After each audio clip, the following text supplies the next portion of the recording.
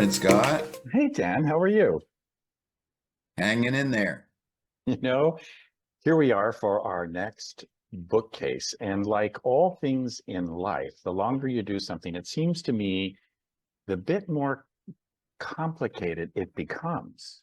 Yeah, I've done some experimenting over the years, which, as it turns out, is almost 4 years now that we've been doing this. But, we've Incredible. experimented with obviously nonfiction books, which is mainly the focus, but we did some fiction, we've done some magazine articles. Now we're doing an unpublished book, actually. And in fact, our last two podcasts really are about unpublished books. Eric Kaplan's book, Do No Harm, famous case that really changed the nature of practice, I'd say, worldwide. And this time we have a book that will be out within a month or two called Kids These Days, Understanding and Supporting Youth Mental Health. And we know the author, the first author on this book, Will Dobud. He's a member of the ICCE community. I don't know his co-author. Nevin Harper. And they are writing this book that they report that they've actually been researching for years. They're, I guess you'd call them outdoor therapists. Yeah, And they've developed some, certainly some ideas about better ways for our culture to support youth mental health. they have. And I guess one of the things we ought to say right off the bat that this is not a book about adventure therapy or about outdoor treatment approaches, but how best we can address what most experts say are rising problems and concerns about youth, and in particular their mental health. Yeah, there's some statistics that are quite disturbing. Rates of emergency hospitalizations, Yeah, rates of medication use. and the isolation and loneliness that adolescents are reporting, it would frighten even the most sanguine of parents. And all of it seems to point to there is a crisis going on in our nation's youth. And this is a massive book, by the way. It's very lengthy, it's dense. The chapters are chock full of information. Yeah, and they're not afraid to call out certain aspects of the youth mental health system, almost as if they're kind of going in the opposite direction. The intended readers, I think, of this book are not only mental health professionals, although I think they would benefit, but also parents and educators, and I would say even legislators and government officials. At the very beginning, kind of from the outset, they discuss the crisis or as a wicked problem. Yeah, what do they mean by that? Well, as I understand it, a wicked problem, quite simply, doesn't have a simple solution. And when you start addressing one aspect of the problem, you potentially make another aspect worse. And it requires a wraparound give and take as far as creating solutions. And in fact, I think you stated it very succinctly. One of the core themes is that this is not kids, and the problem is not within kids. Much of our culture, our institutions, our approach to intervention all locate the problem in between the ears of the client. Our entire diagnostic system as mental health professionals is organized in that particular way. When they would say, hey, kids have not changed. They are simply responding to the changes in culture in which even adults are struggling to keep up and to manage their lives and their families. So they talk about Jonathan Haidt's book, The Anxious Generation, which we reviewed. Good, yeah. One of the main themes of that book is to get cell phones out of schools. And they come down fairly firmly on the side of not doing that. Yeah.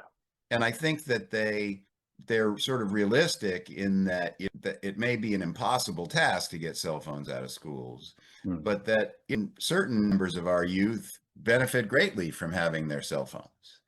And so it's kind of an expression of the wickedness of the problem that that kind of simple or oversimplified idea of what the problem is not going to fix anything. It Right. may make something else work. And one of the other aspects that sort of makes this issue rather wicked is this perhaps environmental pressures resulting from changes in our culture. The number of children, for example, is lower and lower. That has not surprisingly resulted in parents and society thinking and feeling like their investment in keeping this person safe. And therefore, we have to make sure that they are not exposed to any risks. And yet, strangely enough, while we're worried about stranger danger, we have invited into our homes the internet, in which our kids can interact with strangers all day long. And from what I understand, the biggest commodity on the internet is pornography, sort of nameless, faceless, disconnected sex. And the kids can have access to that 24/7. So the problem really is challenging, and there are lots of dimensions to this, all that don't rely on being inside kids, but us attending to and being the adults in the room. And they say, and I think that's a nice expression. They say treating kids like part of the crew in this process. I hear a kind of collaborative Right. flavor here, rather than simply passengers on the mental health Along for the bus. ride. Exactly.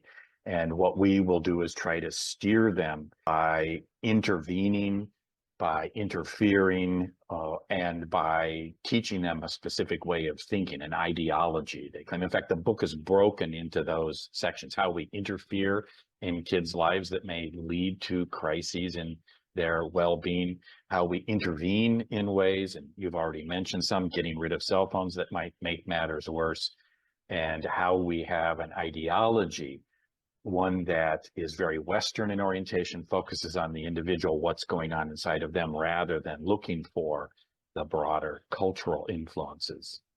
Yeah, it does remind me a little bit of what it's like sitting in a consultation room with a struggling patient, and you obviously want to focus on the relationship, but of course therapy, healing, whatever, is more complicated than that.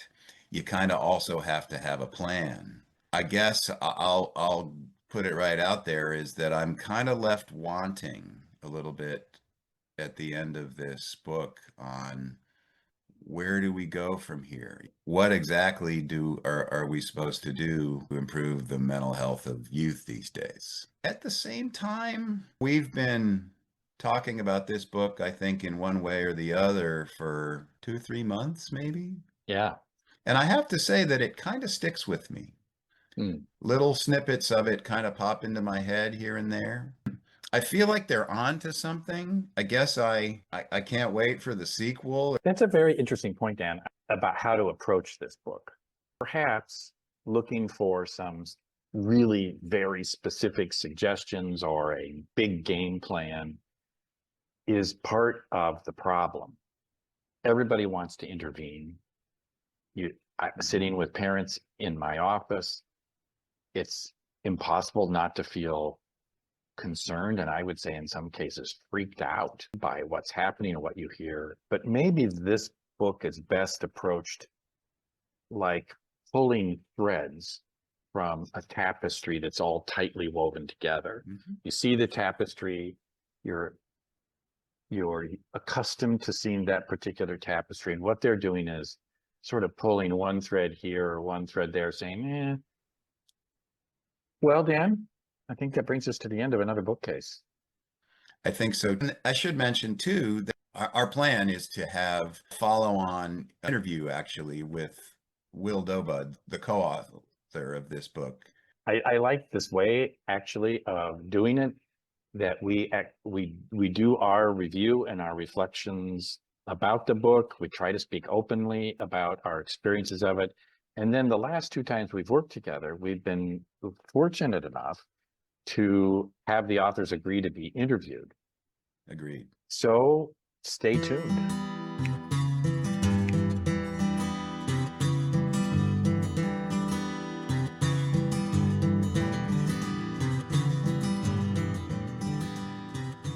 Good morning, Jan. Morning, Scott.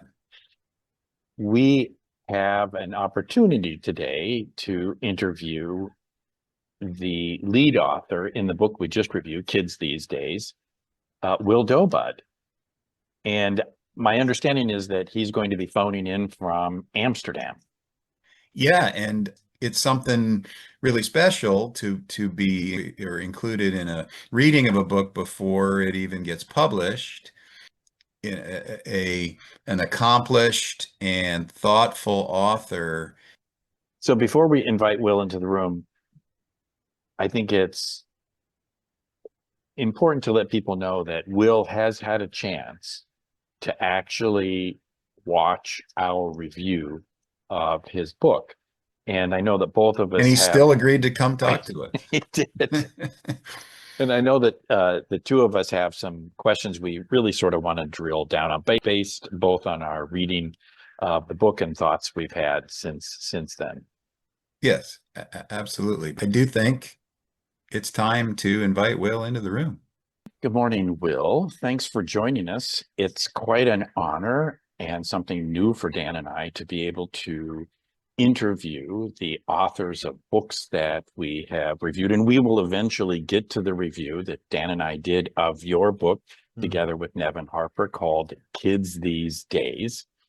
But we wanted to start off just by asking you to give the listeners introduction to you, who you are and why this book. Sure. So I am a social worker. I studied at UMBC, University of Maryland, Baltimore County before. I was always working in wilderness therapy, outdoor therapy, working with teenagers. And I was one of those people that was really lucky that I would just meet psychologists and social workers and get them all to take me under their wing. I would do free labor. I would sleep on their couch as long as they taught me anything. And so that got me to travel quite a lot to different places in the US. And then I met my partner, Renee, and went to Australia, where the largest nonprofit sort of adventure therapy organization was about 30 minutes down the road from where she lived. And I went, oh, I'll just stay here and work there. My sort of passion is really rethinking how we do this youth psychotherapy stuff, but also that it doesn't have to be too complicated. We've overcomplicated everything. That's probably a good little elevator pitch of where I'm coming from. So you said we've overcomplicated things. Mm-hmm. Say some more about that. So I think really reading the Smith and Glasses meta-analysis from 1977, when I read that, I just thought, oh, this makes so much practical sense that our field of psychotherapy is growing because what we do on average really works well, and people feel better coming to our services for the most part. And then when it gets to the why and how, we become really siloed away in all these different camps that fight with each other. And so what's fascinating to me, like especially in the Australian context, who gets the funding for the so-called youth mental health crisis that we've written about ends up being a particular type of therapy or someone who's written the best manual. And what we know for what Sol Rosenzweig wrote about this in the 30s, that all the therapies tend to work the same, and we probably need to open up and make things more flexible for what people really want to engage in. And I know I wrote a piece in The Conversation, similar to The Atlantic, if you will. And I wrote a piece in 2020 in Australia when we were really experiencing, big time lockdowns and trying to mitigate the pandemic. And I said, it's a shame that it takes a pandemic to realize that therapists can work outside, and we probably need better access to telehealth all this stuff makes sense. And so I think we've made things a bit too rigid and really overcomplicated the system, where at the end of the day, there's tons of ways to do this work. And I think for outdoor therapy, it just makes sense that that's something maybe young people would really like to do. What you've just said makes me think of two things. And the first one that you mentioned was this youth mental health crisis. And I almost could hear the air quotes in your voice as you said it. And then the second thing you mentioned is this pandemic, which had this impact, which is a side effect, of course, of the pandemic, that suddenly we discover we can meet people remotely and be just as effective. I'm interested in both of those things, but let me just start by asking, is there a youth mental health crisis? Well, this is the trickiest part of where we started this book. And when you did your review of the book, and we can talk about this later, what I was reading was, for instance, you mentioned Jonathan Haidt's book, and there's an anxious generation. The whole generation is this thing. And what I guess I was losing sleep over is, well, who's going to solve this? And that tends to lead right into more medication, more diagnosing, more labeling, more othering. And when I looked at the data, like for instance, when it comes to young people diagnosed with ADHD, of which I was diagnosed with ADHD by Edward Hallowell, the person who was the guru of it when I was a kid. When I see that happening, what I think is, or sorry, with schools, the youngest child in the classroom is most likely to be diagnosed. So are we diagnosing immaturity? And so I wouldn't want to call a developing child immature either, but I just see it as maybe there's this language that has been used in a story about mental health and a crisis. And it's not, I don't want to minimize that youth suicide, the emergency room visits is terrifying. At the same time, we're also sort of over labeling this stuff in a way that sometimes makes me wonder, are we really living through a fiction about what's going on with kids every day? And that's the part to me that I found really fascinating with this book. I guess that leads to another question about, so who then benefits? Because in a way, again, there's an implication that there is a kind of mental health industrial complex that sees things, behaviors in a particular way that would have been viewed differently 50 years ago, and even 2000 years ago would have been viewed differently, even though youth are always and have always been a subject of anxiety and worry amongst the tall people surrounding them. Yeah, the industrial complex is really funny. One of the people working for our publisher called us and said, I think your book could be called The Mental Health Industrial Complex. And I thought that would be really divisive for a lot of people if we titled our book that. But that's the interesting thing, is many of the interventions, and we wrote this in the introduction, that for instance, the creation of Ritalin was not created for young people to sit still in the classroom. But once we had the diagnosis, then the medication takes off. This is the same.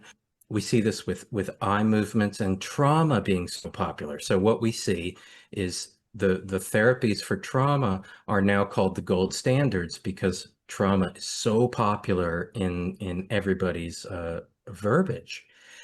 I think sometimes when particular therapies or particular treatments end up growing in popularity, the fierce advocates for those therapies, which again work the same as everything else, end up sort of painting themselves into a corner where there's no other way that we could do this.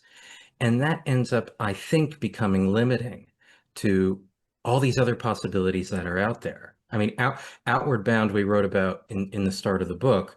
Outward Bound grew in popularity because it was really effective in the US in particular when it crossed the Atlantic Ocean in reducing recidivism rates for young people. It was more effective than locking them away. And still outdoor approaches, which I'm an advocate for, again, I'm under no illusion that it's better or worse than anything else. It's just another way to engage people. So I think sometimes we get painted into a corner by the most popular intervention, and then it takes a really long time to reel it back to go, actually, there's many other ways to do this. And how do you explain that tendency that we are medicalizing, diagnosing, that not only are the professionals doing that, but you cite multiple examples in the book of the kids doing that, developing an identity around a particular diagnostic classification. Why is this happening?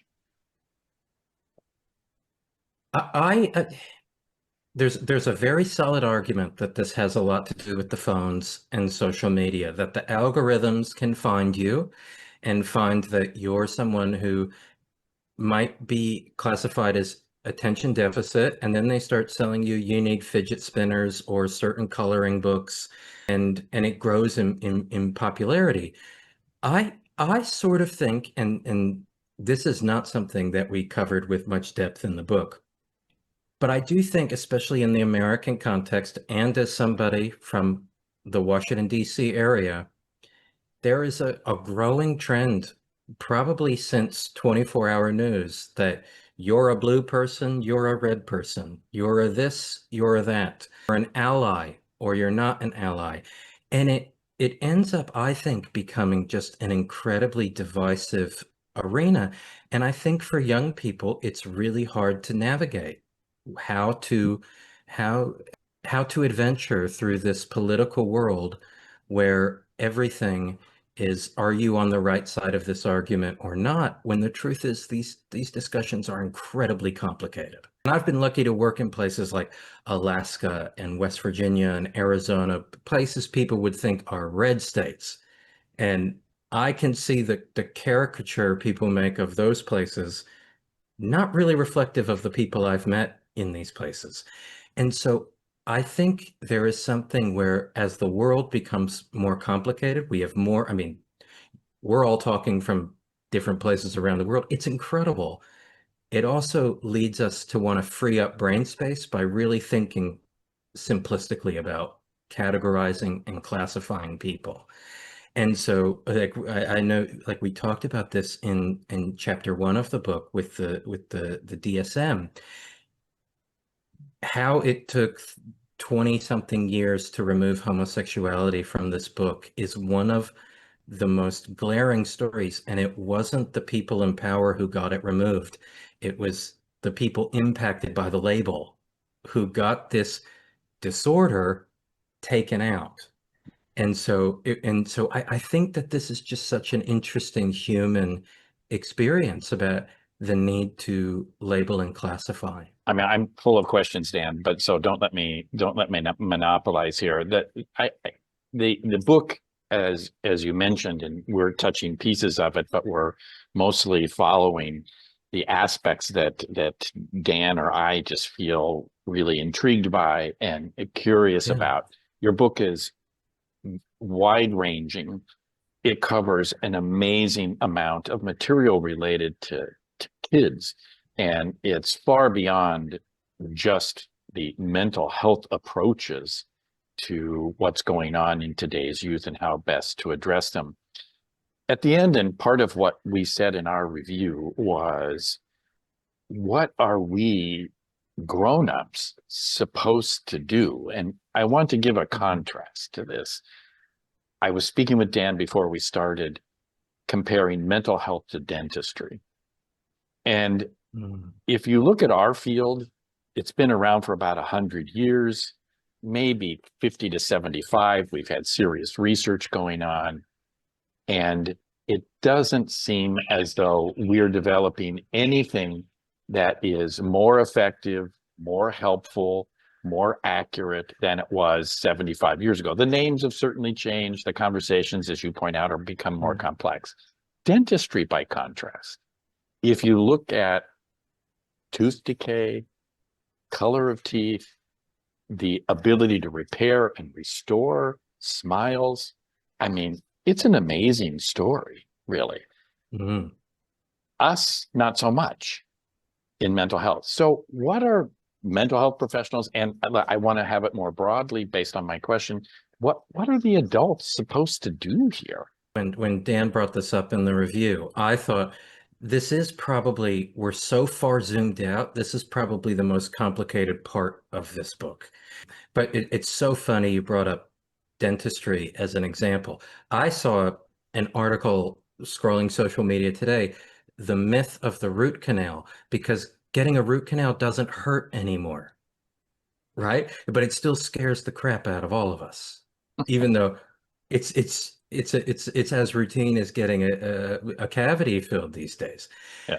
But one of the interesting things, and I've used this in my teaching before as a metaphor, I think the toothpaste aisle at a grocery store is the funniest aisle in the world. Like, and I use this as an example for psychotherapy. You've got the going back to the early 1900s, you have the behaviorists and you've got the Freudian folks. So Crest, Colgate, what are the ingredients? The exact same thing. It's fluoride and something that makes your teeth whiter. And the important thing is, do you use it? The important thing is brushing your teeth, keeping your teeth clean. And so I think quite often the thing I wanted to really stress about this book is, especially when we get into ideology, that we really need to think about how can we support young people with what really engages them. And then that involves actually, I think, really opening things up a lot more. So for instance, music therapy to me makes sense if that is really a way someone's engaging and learning who they are, thinking about these sort of things. And it gets into that notion of scaffolding, that if you learn how to do your open chords, then you're probably going to learn how to scales, then you're going to learn some more complicated diminished chords, and then the young person can really gain that sense of mastery. And the interesting thing about mastery is Outward Bound was founded on the notion of mastery. It doesn't matter learning how to make a fire in the rain. It's that experience might, when you deal with something difficult in the future, you might go, I've done complicated stuff before. And in therapy, it's also like mindfulness. And then you go, I feel really relaxed. You're more likely to do it again. So sometimes I think the ruminating on the labels and trying to classify everyone almost is tricking us to avoid, how can we inspire a sense of mastery with young people? And I think that also lends itself with the narrative today about outdoor play, unsupervised play. I mean, we touched on this, but we didn't want to, it's noise, the outdoor play stuff. Dan and I we were talking before we hit record about living in Montgomery County, Maryland, which had a policy come out, I think early this year, that said no more tag on the playground because it was too risky. Only one kid at a time on the monkey bars. And we're just going, come on, they're playing. They're having, and so I kind of think sometimes by losing the focus on success and mastery, which is all through one of my favorite therapy books that you recommended to me, Scott, Persuasion and Healing. The 1991 book is all about psychiatry and mastery, and the sense that the client feels that they're constructing mastery through their own experience. It's not being prescribed onto them. So that could be music. It could be talking to someone and going, I know I could talk to this person again. It sounds a little bit like the reason that we do feedback informed treatment. Totally. We all know teenagers have a really good BS meter. And I think feedback-informed treatment ultimately empowers them to tell us, but we have to be open to how we listen to the feedback that they give us. Mm-hmm. And teenagers inherently want to take risks, and so that's scary, which I think gets into feedback-informed treatment opens therapy to so much more freedom in the way we practice, which I think is quite scary to a lot of people who are paying the bills.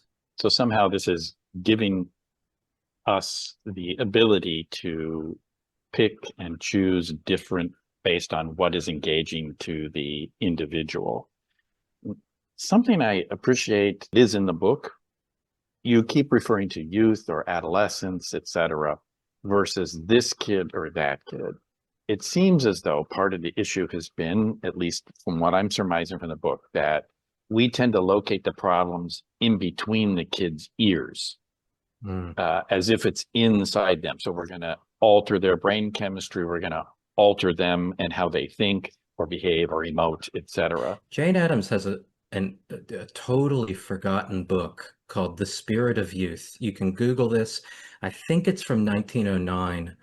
And in that book, she talks about the quest for adventure. So youth crime at the time was really high, but she was arguing it's because all these kids are being stuck in factories. When do they get to be children and have fun?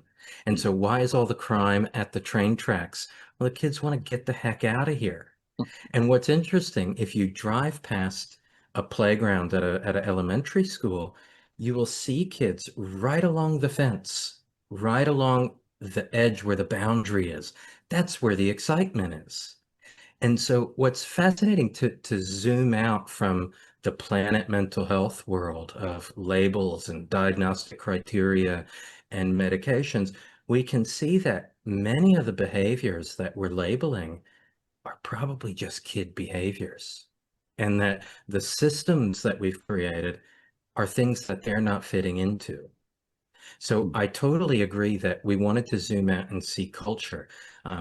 Going back to persuasion and healing, I think that was the biggest takeaway of me reading that book was, oh my gosh, all of these therapies are just cultural ideas. Maybe it's not time for this. Maybe it is, but I'm wondering, Will, what's the next book? Where are your thoughts moving?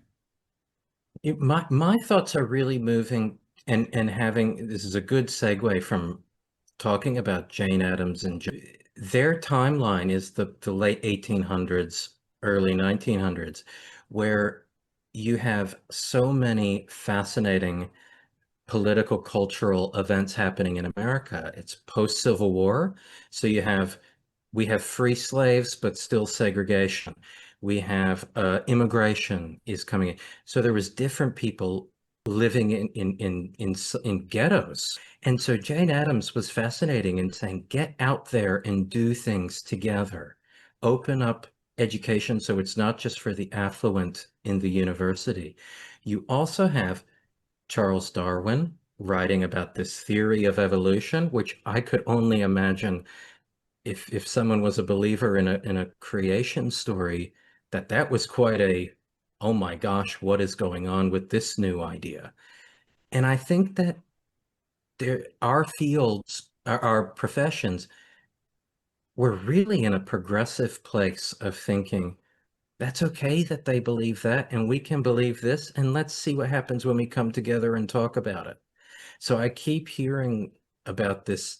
I think the book is inherently the underlying tone is a bit political, but what I started reading was really like categorizing and classifying. This classification system is almost not very good for our democracy, that we keep labeling and saying, who is this, who is that? Where I think school, the greatest classroom, mimics the best democracy. Inspiring classrooms and spaces where young people can be themselves, say, this is my idea about this important topic. So that's sort of where my head's at. But I really appreciated your critique about why isn't there 4 norms or 7 habits for highly effective teams or 12 new rules or where's the manual? And I think what I hoped was it's actually really liberating that all of us kind of on average will probably be pretty good at lending a helping hand to young people. To me, that's a really profound statement. If I understand what you're saying, and it sounds like where you're going after this book, in some ways you are deconstructing the models and approaches that we're taking based on perhaps cultural ideas from some time ago, and you are attempting to unleash the everyday person to be working to engage young people, to help them live as fulfilled and meaningful lives as they can. If we can loosen the reins of what we're supposed to do and instead really be there, like a lighthouse, the lighthouse doesn't do anything but say, hey, here's a safe place, or here's an alarm bell of danger is approaching. But other than that, sail your ship. We did a presentation on this last year, and someone said, this is all so new age. And we laughed and went, this is all Stone Age. These ideas, these are the oldest ideas. But I think sometimes that, just like William James said, a new name for an old way of thinking. I think that this stuff can come back and we can really embrace the progressive nature of our professions and of helping and mental and behavioral health care. Will, thanks so very much for allowing us to read the book before it was officially out, and for taking the time to speak with us. Both Dan and I, while we spoke many times while we were reading it, were saying that you write specifically about kids, but I have to say, I personally think you're on to something with regard to mental health, how we conceptualize it, how we think about intervening in it. We think you're on to something much more broadly applicable.